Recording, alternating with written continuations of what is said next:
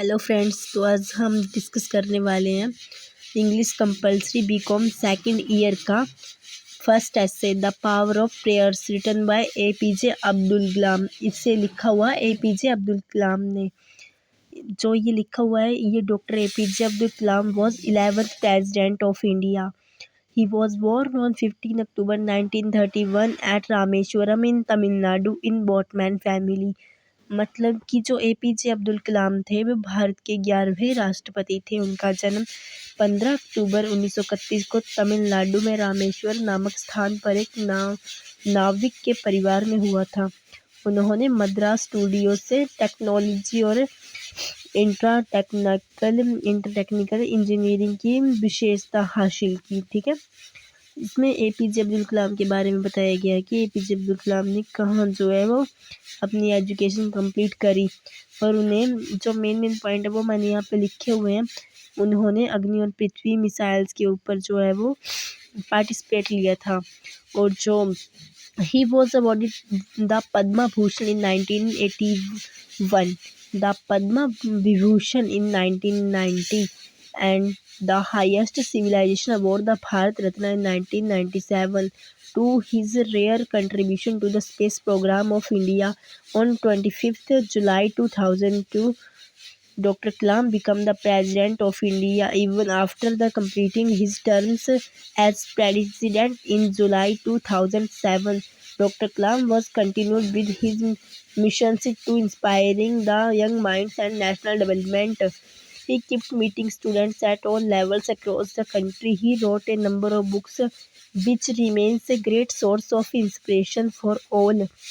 मतलब कि जो एपीजे अब्दुल कलाम थे उनको जो है वो अवॉर्डेड किया गया था पद्मा विभूषण और भारत रत्न जो है वो अवार्ड से। 1981 में पद्मा विभूषण से और भारत रत्न से 1997 में जो है वो जो है वो अवॉर्डेड किया गया था, इन्हें मतलब सम्मानित किया गया था। ये ऐसे जो है वो this essay has been taken from Kalam autobiography Wings on Fire. ये जो ऐसे है वो कलाम की ऑटोबायोग्राफी से लिया गया। और विंग्स ऑन फायर जो मेन पॉइंट है जो पेपर में पूछे जाते हैं ये वही है। Wings on fire Kalam's autobiography, यही मेन पॉइंट्स आप लोग याद रख लेना। In this essay, he tells about his childhood and development of spirituality in him. He says that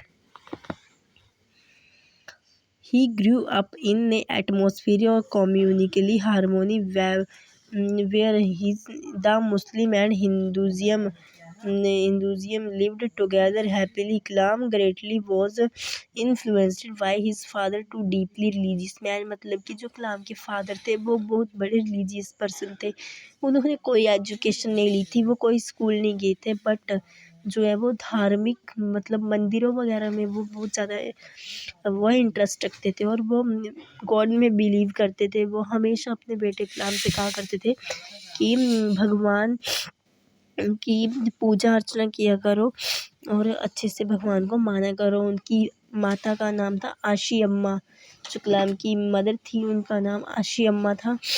और she was very kind heart and helpmate his father. मतलब वो कलाम के फादर की वेरी हेल्पमेट थी, वो काफ़ी मदद करती थी अपने हस्बैंड को। और जो आउटसाइडर होते हैं उनको काफ़ी वेलकम करती थी कि आउटसाइडर घर में आए और उनको वो भोजन खिलाए। वो हमेशा उनके लिए जो है वो तैयार रहती थी कि उसको जो है डेली बेसिस पे आउटसाइडर की नीड होती थी कि मतलब ज़्यादा से ज़्यादा आउटसाइडर उनके घर में आए और भोजन ग्रहण करें। The spiritual awareness in Kalams can be seen in his utter humanity. He says that all the significant achievements are God work thou him.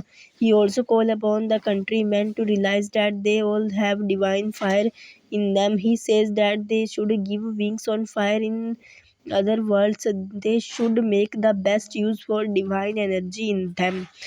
मतलब जो है वो ईश्वर के प्रति ही कार्य किया करते थे। वो कहते थे कि विज्ञान के क्षेत्र में उनकी सारी उपलब्धियाँ सिर्फ उनके माध्यम से हुआ ईश्वर का ही कार्य है। मतलब कलाम कहते थे कि ये भी बहुत इम्पोर्टेंट लाइन ही क्वेश्चन में पूछी जाती है ये जो लिखा हुआ, he says that all the significant achievement are just God work through him. He also call upon the countrymen to realize that they all have a divine fire in them. He says that should give wings on fire in others world, they should make the best use for divine energy in him. मतलब वो कहते थे कि जिन्होंने सारे जो काम किए हुए हैं वो केवल भगवान के द्वारा ही किए गए हैं, उन्होंने कोई काम नहीं किया है। वो अपने को ज़्यादा महान नहीं मानते थे, क्योंकि आज के लोग थोड़ा सा काम करते हैं और ज़्यादा उड़ने लग पड़ते हैं। बट जो अब्दुल कलाम थे वो ऐसा नहीं मानते थे। वो कहते थे कि मैंने जो भी अचीवमेंट करी हैं वो सिर्फ भगवान के सहारे करी हैं। आई होप आप सभी को समझ आया होगा। Thank you.